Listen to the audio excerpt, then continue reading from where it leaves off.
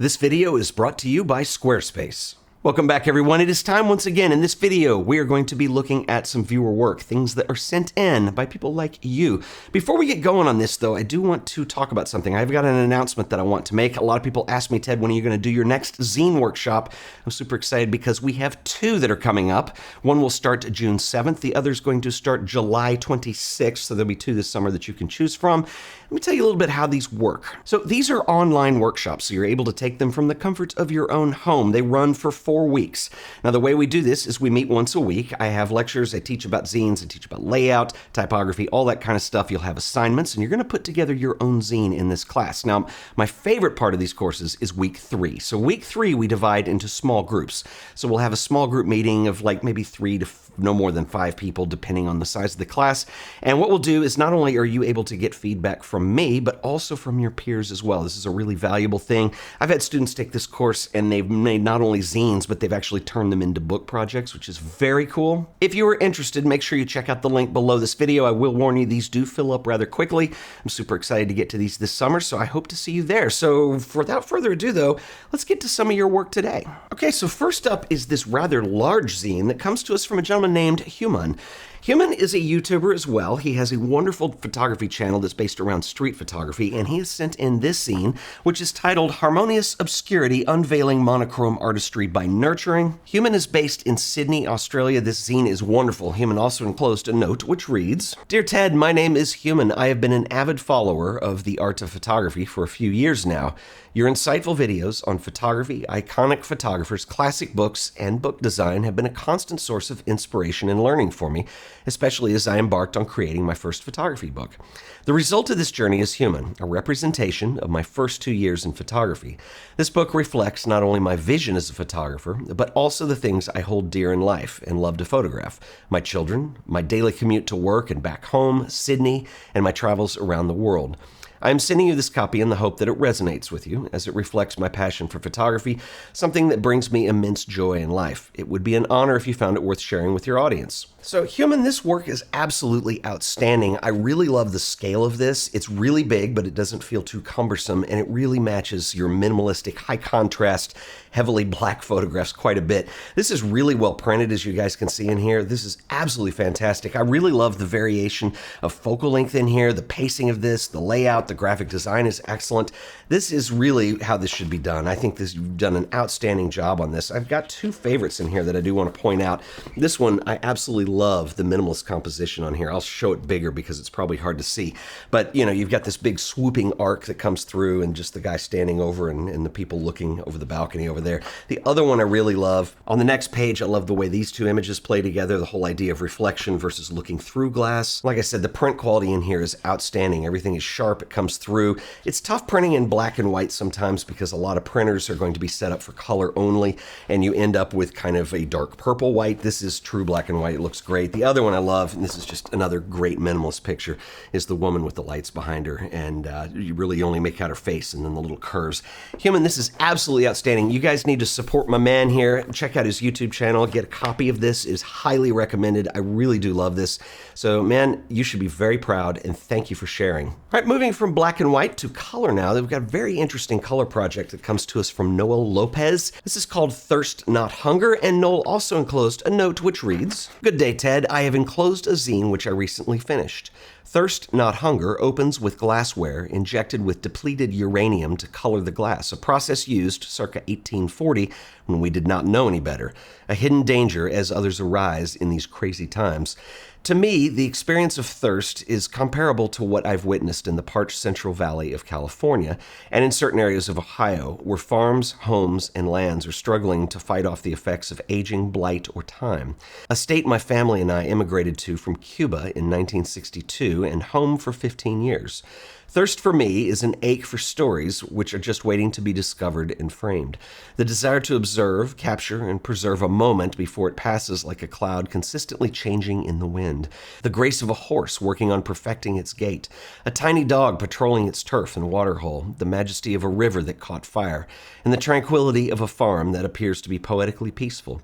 And some of the people that were part of my life. You were very kind to have a peek. So Noel, this is really nice work. I love the title. You are very poetic in your note there, and I love a lot what you're doing in here. One of my favorite things is using these clouds as a motif that comes across in different spreads.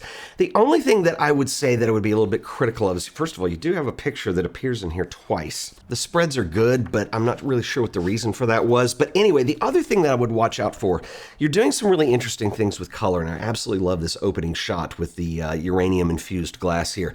It's really cool. However, I would be very careful working with the printer because at times you're pushing your color and it works. Like I think the shot of the blue bird over here. At other times, I think it comes off just a little strong when there's some issues in the blue up there. And a lot of this comes down to, when you're working with your camera and you're working on editing your images on the computer, you're going to get a certain look and dynamic range that doesn't transfer to paper as well. But that's something that I think you're going to get better at over time. And I hope that you're continuing to do these a lot because I think there's some really interesting things in here. I think you've got a really good sense of motif. I mentioned the clouds, but remember that other picture of the bluebird? We see the bird come back here. I like the way that you're using form to organize this as a body of work. A lot of people just put together a zine and here's some pictures. This actually has a beginning, middle, end, and a coherency through it. So anyway, you guys support Noel. This is very nicely done. Just a few nitpicky little comments, but good job, my man. You should be proud. All right, so a couple more I want to share. This is called In Human Hands, and this one we're really going to have fun with. It's called A Glance Behind. Not only do I not know who sent it, there's no name on it anywhere, so I'm going to do my best to review this for you. But real quick, I want to give a shout out to our sponsor this week, who are the always awesome folks over at Squarespace. How easy is it to build an amazing website in a matter of minutes? Squarespace has you covered. It's dead simple. Head over to Squarespace, hit Get Started.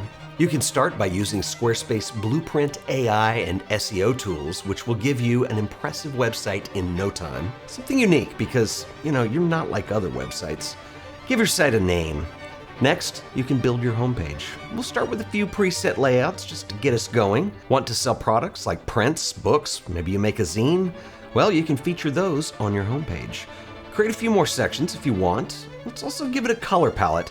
There's a whole bunch to choose from, and just get us started. We can change this all later. Next, let's select the typography choices. Welcome to your website. Everything is set up and it's all ready for you to customize. Squarespace is built on Fluid Engine, the next generation of website design. Select Edit, and Fluid Engine allows you to drag, place, and resize any element on the page. You can snap these to a grid, you can make them float on top of one another, you can freeform however you like. You can even preview and adjust how the site looks on either desktop or mobile. The layouts are independent. Of course, you'll want a portfolio for your work. Creating an image gallery is as easy as dropping a folder of images on your web browser.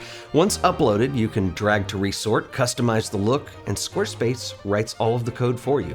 Everything just works and it looks fabulous. Want to sell your own prints, books, or zines? Flexible payments allow you to make the checkout process absolutely seamless when you sell products or services.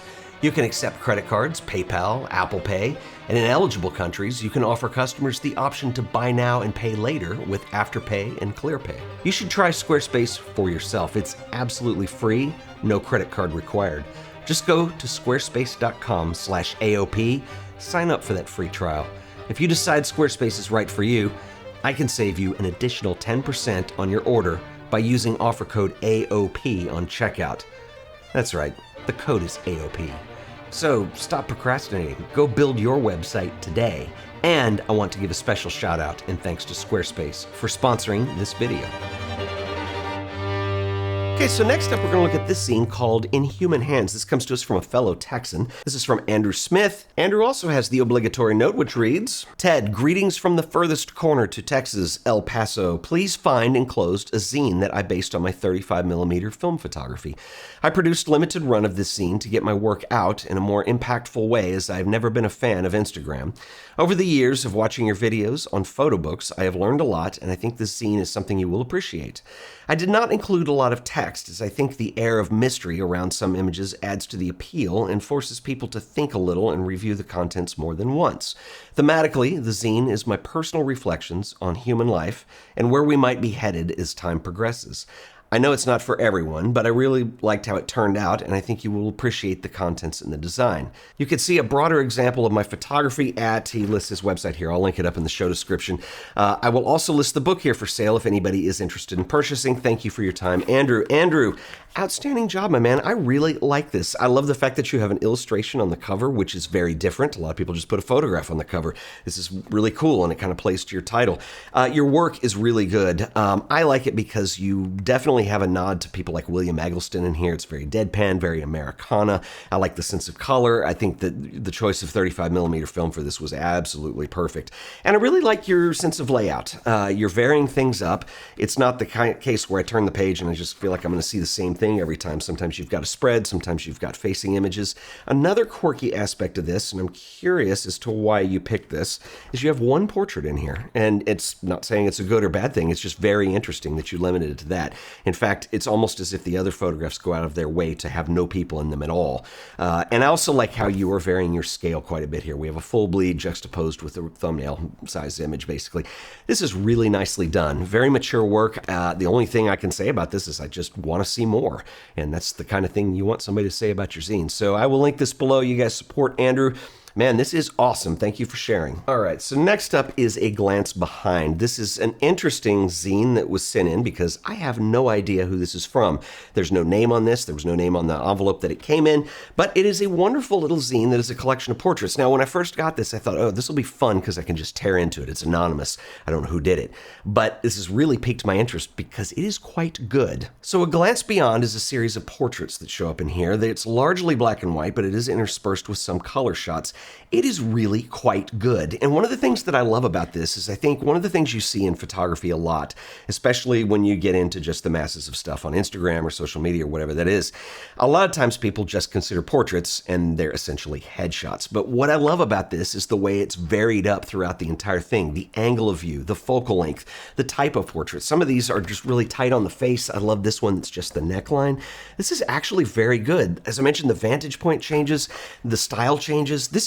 It really is fabulous. So, I mean, while I wanted to tear into this, I can't because it's really pretty good, and I'm dying to know who sent this to me.